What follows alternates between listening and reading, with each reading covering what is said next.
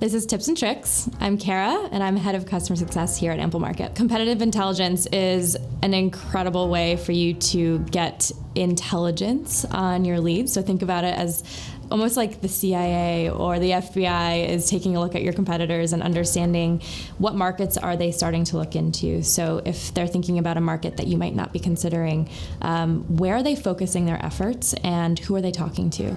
So it's a great way for you to, one, just get a holistic understanding of what their current strategy is, what you might need to consider or start thinking about considering in your strategy with your company, and who you're thinking about with regard to your ICP. And then reaching out to those individuals. So having a really strong understanding of who is showing buying intent with your competitors and when you should be reaching out to them. Who has a hair on fire need at this point in time that you should be solving with your tool instead of your competitor's tool.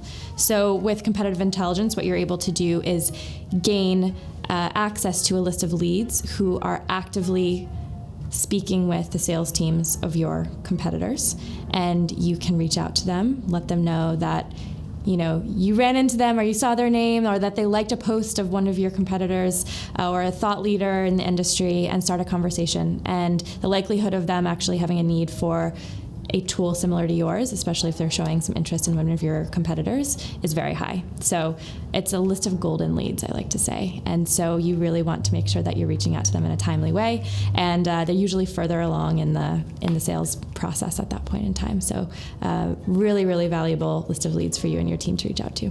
How do you get started with the CI? Great question. You'll work with our team to establish your list of competitors. So it's super simple. Just share with us who you want to be tracking. And then from a lead perspective, who your ICP is. So in order to avoid any blind spots and in order to really gain the most intelligence, I'm going to continue to use that word, we recommend just sharing with us some really simple aspects of your ICP. So what titles and what seniority, so really who are you looking to speak with?